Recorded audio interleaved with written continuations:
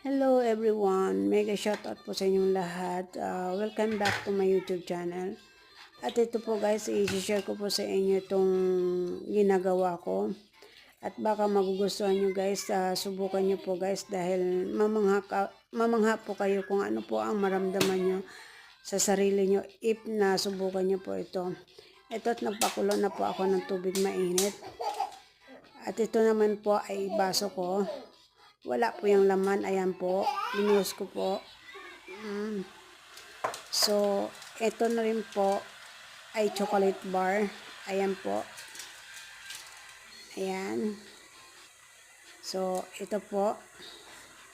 Ayan. Ordinary chocolate lang po yan. Ayan po. Storbong alaga ko eh. Ayan. Fresh milk po. Ayan. So, nagpakulo na po ako ng tubig mainit. At lagyan po natin ng 2 teaspoon of sugar. Ayan, 2 kutsara po. Kutsarita. At depende na po sa inyo kung gaano po katamis. Paano kayo mag-sugar. So, nasa sa inyo na po yan. At ito po, bubuksan ko na po yung chocolate.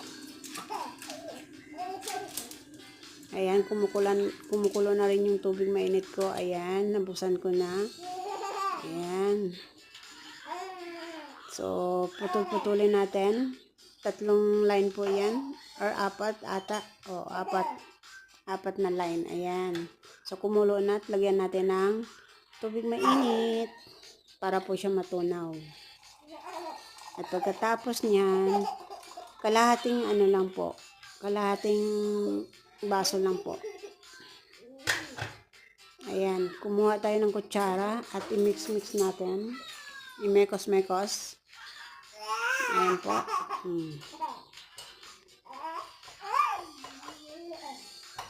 Ayan, i-mix ko na po. Tinutunaw sa tubig mainit.